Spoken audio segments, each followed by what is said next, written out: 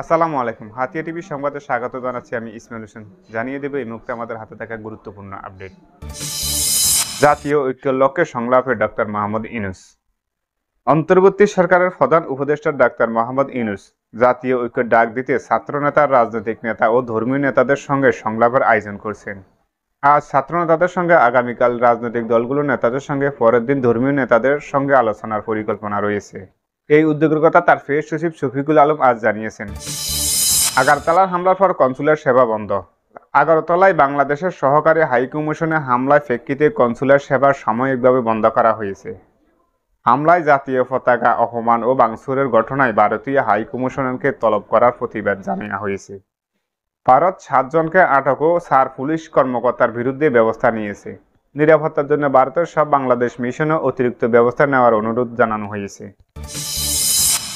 ঢাকায় ঘুষ লেনদেন র্যাব সদস্য সহ আটক 3।